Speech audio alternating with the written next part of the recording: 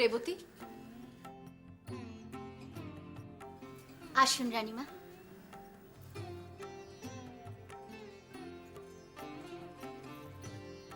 মিহিরের জন্যে নিজের হাতে আমি ভোগ রেঁধেছি, মায়ের চরণে দেব বলে।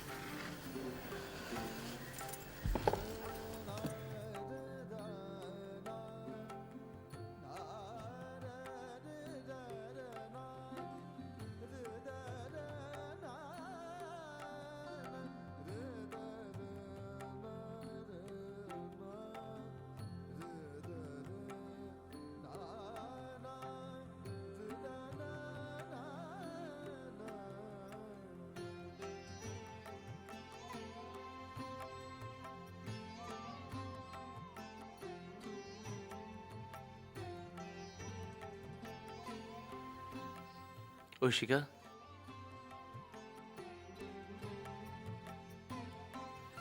কি ব্যাপার বলো তো? হঠাৎ করে এই ভোগের আয়োজন করা হয়েছে? এই ভোগ আমি নিজের হাতে রেঁধেছি মহারাজ, মিহিরের নামে মায়ের চরণে দেব বলে। ঐশিকা, অসাধারণ, সত্যি অসাধারণ ঐশিকা। আমি তোমার মিহিরের প্রতি মাতৃস্নেহ দেখে সত্যি আপ্লুত। রাজপুরোহিত মশাই, আমি এবার সত্যি নিশ্চিন্ত। মিহির অস্ত্র প্রশিক্ষণ নেওয়া শুরু করে দিয়েছে, আর খনা লড়াই করে তার এই অধিকার অর্জন করেছে। আমি এবারে সত্যি নিশ্চিন্ত। শুধু একটা কাঁটা বুকে বেঁধে আছে।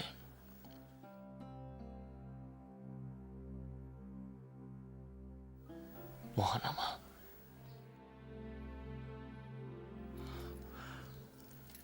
রাজপুরোহিত মশাই,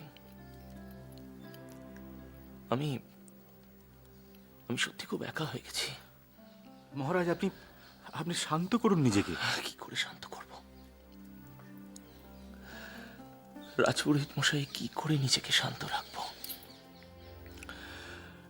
বুকের ভেতরে যে প্রলয় চলেছে, সেটাকে আমি কি করে শান্ত রাখব?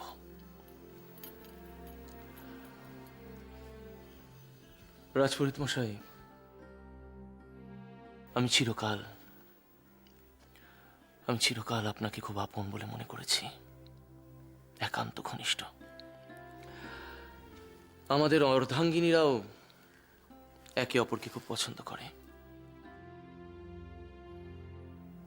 আমাদের সন্তান একে অপরের পরম বন্ধু, ঘনিষ্ঠ মিত্র। রাজপুরোহিত মশাই, আমি চাই যে এই সম্পর্ক যেন আরো অনেক ঘনিষ্ঠ হয়, অনেক অনেক বেশি ঘনিষ্ঠ। নিশ্চয়ই মহারাজ, নিশ্চয়ই। আমিও তো মনে মনে তাই চাই মহারাজ। আজ আমি নিজে হাতে মিষ্টি তৈরি করে এনেছি শুধু আপনাদের জন্যে। অবশ্য আপনারা আমাদের সন্তানের জন্য যা করেছেন তার তুলনায় এ অতি সামান্য। কি বলছো রেবতী? মিষ্টি সামান্য হতে পারে, কিন্তু এর মধ্যে লুকিয়ে থাকা ভালোবাসা, সেটা তো আর সামান্য নয়। আপনাদের মুখের হাসি আমার কাছে যথেষ্ট।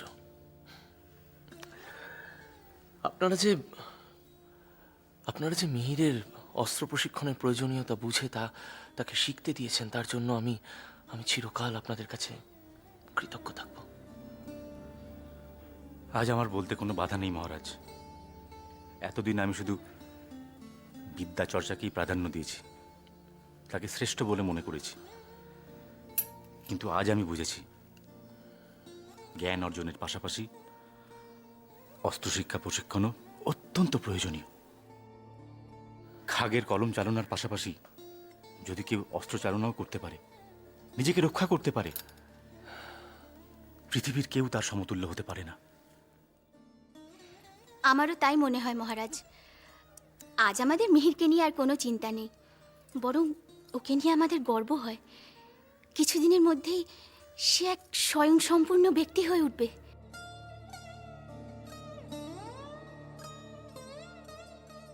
রেবতীর আনন্দ দেখে এখন আমিও অনেকখানি নিশ্চিন্ত বোধ করছি। খনার সমস্যার কারণ কি তাহলে অন্য কিছু? দেখো, অতি প্রাচীনকাল থেকেই মানুষ আকাশ সম্পর্কে কৌতূহলী। আকাশ বলতে আমি কিন্তু রাতের আকাশের কথাই বলছি। রাতের আকাশ অত্যন্ত সুন্দর, রহস্যময়। আশা করি তোমাদের সকলেরই তাই মনে হয়। আচ্ছা, রাতে আকাশের দিকে তাকালে আমরা কি কি দেখতে পাই বলো তো? চাঁদ, শুধু চাঁদ? তারাও দেখতে পাই আচার্যদেব। আর ছায়াপথ। আর বেশ কিছু নক্ষত্রমণ্ডল দেখতে পাই। তোমরা সবাই ঠিক বলেছ।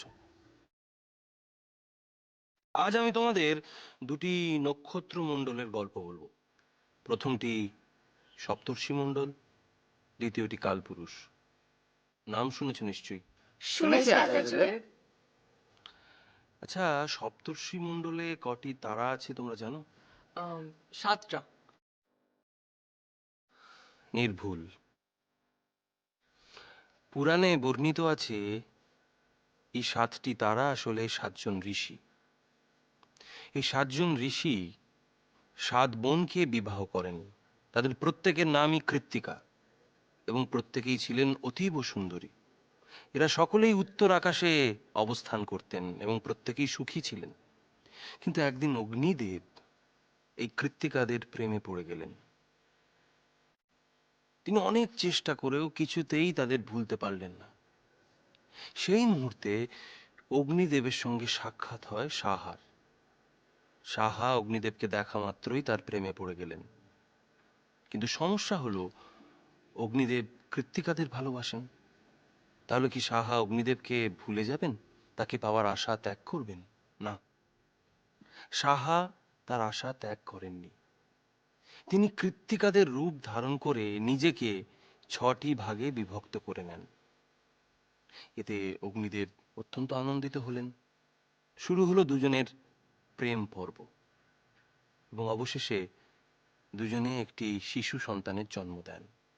কিন্তু ওদিকে গুজব রটে যায় যে সপ্তর্ষির 7 স্ত্রীর মধ্যে 6 জনই নাকি এই শিশু সন্তানের আসল মা।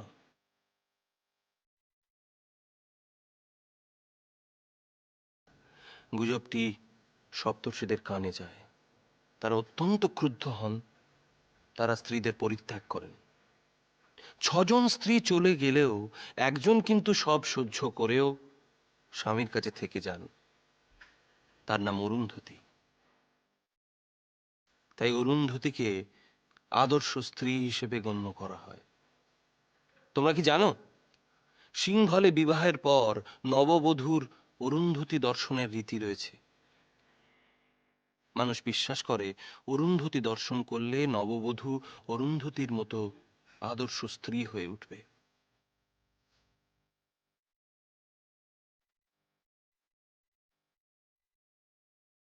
অত্যন্ত মনোগ্রাহী কাহিনী আচার্যদেব। এর পরেরটি হলো কালপুরুষ। ঋগ্বেদ অনুসারে কালপুরুষ হলেন ব্রহ্মদেব। তার কন্যার নাম ছিল উষা।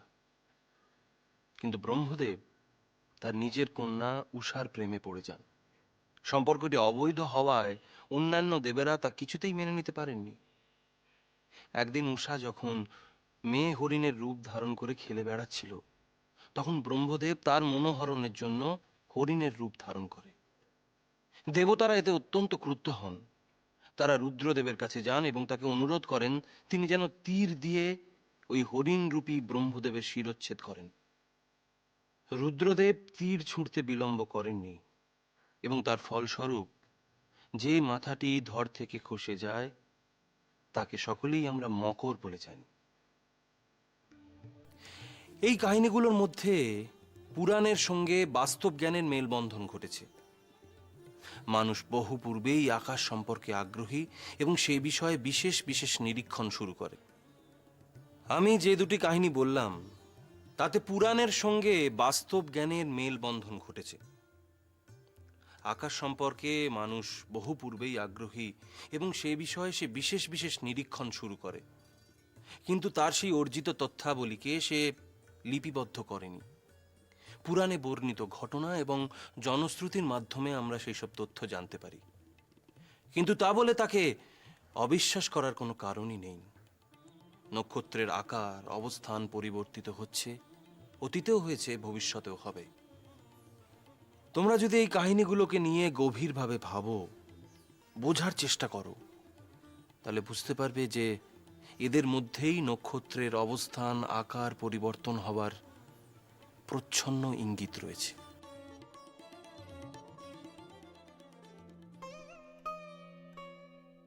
খনা খনা সত্যি কথা বলল তো?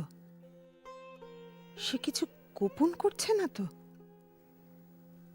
আমার কিরকম যেন বিষয়টা অস্বাভাবিক বলে মনে হচ্ছে। মিহির তার এত বন্ধু, অথচ তার প্রশিক্ষণের প্রথম দিনই খনা অনুপস্থিত।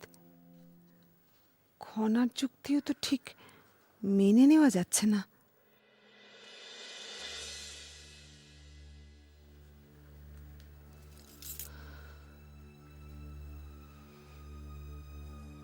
দেবী জাহ্নবী,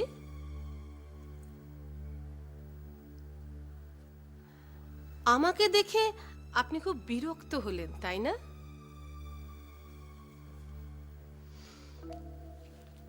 সেটাই তো স্বাভাবিক। মানুষ ভালো জিনিসের মূল্য বোঝে, কিন্তু ভালো মানুষের মূল্য বোঝে না। কি? আপনি ভালো মানুষ? নিশ্চয়ই, তাই তো আমি মুক্ত কণ্ঠে বলতে পারছি ত্রিজটা আর মহানামা যা করেছে তা অন্যায়। যাই হোক, আমি আপনার সাথে এখন অন্য বিষয়ে আলোচনা করতে এসেছি। দেবী, আপনারা মহানামার বিষয়ে কি স্থির করলেন? তাকে কি মুক্তি দেবেন, নাকি সারা জীবন এইরকম নজরবন্দি করে রেখে দেওয়া হবে? দেখুন, যে শর্তে মহানামার এই শাস্তি ঘোষণা করা হয়েছে তা আমিও জানি, আপনিও জানেন। সুতরাং এই বিষয়ে আর কোনো রকম বাক্যালাপ করে কোনো লাভ হবে কি? লাভ হয়তো হবে না, কিন্তু এর ফলে এই রাজবংশের এবং সিংহলের যে ক্ষতি হবে তা নিয়ে ভেবে দেখেছেন? ক্ষতি? কি ক্ষতি? দেখুন দেবী, বাইরের লোক উপতিশ্বর এই মহৎ উদ্দেশ্য তো বুঝতে পারবে না। তারা তো বুঝবে না মহানামাকে সংশোধন করার জন্যই উপতিশ্য এই শাস্তি দিয়েছে। তারা ভাববে ভাইয়ে ভাইয়ে রেশারেশির জন্যেই উপতিশ্য এই শাস্তি দিয়েছে মহানামাকে। দেখুন, বাইরের লোক যদি ভুল বোঝে আমাদের কি করার আছে বলুন? আমরা তো জনে জনে গিয়ে সবাইকে বোঝাতে পারবো না কোনটা ঠিক, তাই না? তা যেমন পারবেন না, কিন্তু এই দেশ যদি আক্রান্ত হয় তার দায়িত্ব নিতে পারবেন তো? দেশ আক্রান্ত হয় মানে? কেন হবে? নিশ্চয়ই, যখন অন্য দেশের লোকেরা জানতে পারবে যে সিংহলের বীরশ্রেষ্ঠ বন্দী হয়ে রয়েছে, তারা এই সুযোগ কাজে লাগাবে না? আর দেবী জাহ্নবী, সমৃদ্ধির কথাটাও একবার ভেবে দেখুন।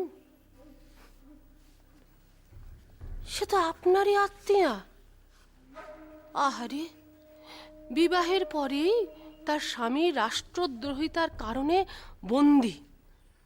তাকে না জানি কত কথা শুনতে হচ্ছে, কিন্তু মেয়েটা মুখ ফুটে কিছুই বলছে না। আহা, বড় ভালো মেয়ে। আহারে, আপনার যখন এতটা চিন্তা সবার ভালোর জন্য, তাহলে আপনি ত্রিজটাদের বিরোধিতা করেননি কেন? তাদের ঠিক মতো বোঝাননি কেন? কি বোঝাতাম বলুন তো? কিসে কি হয়, কে কি ভাববে, এটা তো আপনি খুব ভালো জানেন, তাই না? আর ত্রিজটাদের আপনি কি বোঝাবেন সেটা আমাকে জিজ্ঞেস করছেন, আপনি বুঝতে পারছেন না? শুনুন দেবী গোদাবরী, অনেকটা সময় চলে গেছে, বুঝেছেন? আর তো কিছু করে কিছু হবে না। আমাদের এসব কথা বলে কোনো লাভ হবে না এখন, জানেন? ওভাবে বলবেন না। দেখুন, উপতিষ্যের মহৎ হৃদয়, আপনি আপনি যদি বোঝান, ও নিশ্চয়ই মহান আমাকে মুক্তি দেবে। অন্তত আর কিছু কারণে না হোক, মানবিকতার কারণে একবার ভেবে দেখুন। মানবিকতা মানবিকতার জায়গা থাক, আপনি আমাকে এ ধরনের অনুরোধ করবেন না। জল অনেক দূর গড়িয়ে গেছে। আর ত্রিজটা যা করেছে, তারপর উপতিষ্য কি করবে না করবে সেটা উপতিষ্য সিদ্ধান্ত। আমি এ বিষয়ে কিছু বলবো না, কিছু বলতেও চাই না। তবে হ্যাঁ, এখনো যা অবশিষ্ট রয়েছে সেটা যদি আপনি সত্যিই রক্ষা করতে চান, তাহলে কিছু করা যেতে পারে। অর্থাৎ আপনি যদি ওদের সত্যিই ভালো চান, তাহলে ত্রিজটাকে গিয়ে বোঝান, তাকে সৎ পথে নিয়ে আসুন। উপতিষ্য আর ঐশিকার মন জয় করতে বলুন। তাহলেই একমাত্র উপতিষ্য বিনা শর্তে মহান আমাকে মুক্তি দিতে পারে। দেবী গোদাবরী, আমি আপনাকে পথের সন্ধান দিলাম। এবার কি হবে না হবে সেটা ত্রিজটা বুঝবে, আর আপনি বুঝবেন।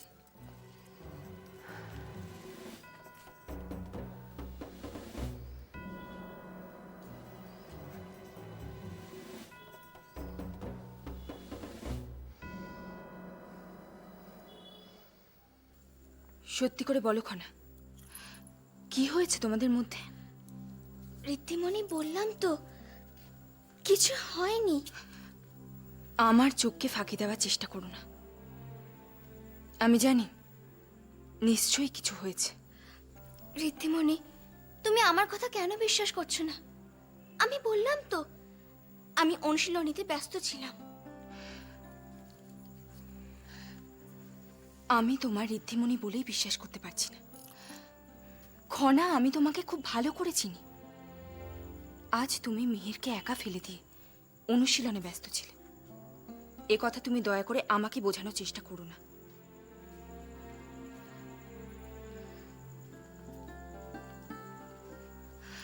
বলো খনা, মন খুলে বলো, কি হয়েছে?